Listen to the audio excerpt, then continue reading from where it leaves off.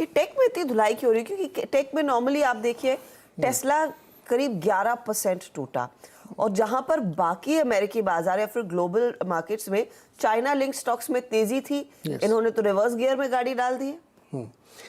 Chinese company जो US में list है, हाँ। नैस्डैक चाइना, उसमें लगातार तेजी है ना, बढ़िया तेजी देखने बहुत को शानदार तेजी।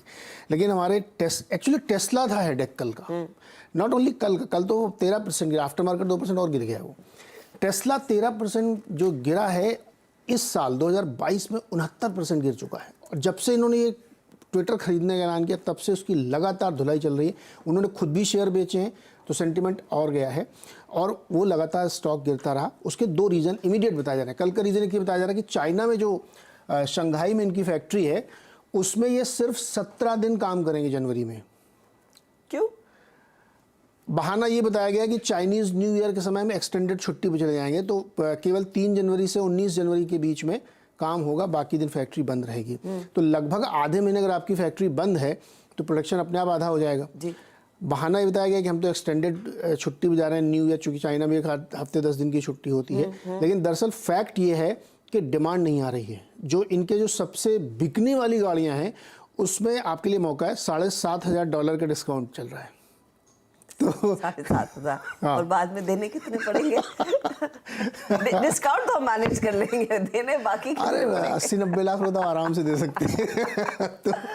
तो वो रीज़न बताया, और इसकी वजह से स्टॉक में कल और तेज़ गिरावट आई। कई सारी ब्रोकरेज रिपोर्ट्स ये कह रही हैं कि टेस्ला पीक कर गया है, इसलिए मतलब इनकी गाड़ियों की जो डिमांड है वो पीक हो चुका है। हाँ। इसलिए अब बहुत ज़्यादा उम्मीद दे रखे, इसलिए स्टॉक में लगातार धुलाई चल रही है, और स्टॉक मल्टी बैगर था ही। तो टेस्ला ने जो मूड ख़राब किया, हम लोग उसको दोष दे रहे हैं कि हेडेक कल के लिए ये था, लेकिन पूरे साल में इसने गिरावट दिखी।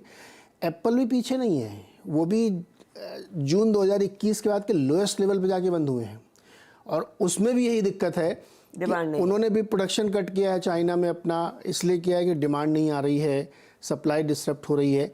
तो ये मुश्किल एप्पल के साथ भी है। जितनी बड़ी कंपनीज थी जिनका पूरा ग्लोबल था उसमें मुश्किल आ रही है, इसलिए माइक्रोसॉफ्ट में भी यही सेम प्रॉब्लम निकल के आ रही है, डेल में यही प्रॉब्लम निकल के आ रही है। क्योंकि वो कह रहे हैं कि डेल तो ये भी कह रहा है कि जो हार्डवेयर की डिमांड है वो तेज़ी से गिर रही है। अब वर्क फ्रॉम होम उतना रह नहीं गया तो उतने ज़्यादा एक्चुअली क्या होता है, जो आप पेस मेंटेन कर लेते हैं ना, उस पेस के ऊपर आपको ग्रोथ चाहिए। हाँ, एक्चुअली वो नहीं आती क्योंकि वो न्यू नॉर्मल हो जाता है। वो न्यू नॉर्मल, तो न्यू नॉर्मल मिल नहीं रहा है। तो इसलिए टेक पूरे टेक सेक्टर की इसलिए धुलाई हुई है, और कल इसलिए नैस्डैक नीचे गया, और रेट सेंसिटिव है ही है। जैसे अगर कुछ भी किया फेड ने तो और मुश्किल आएगी, तो इसलिए कल टेक कल्प्रिट था बेसिकली।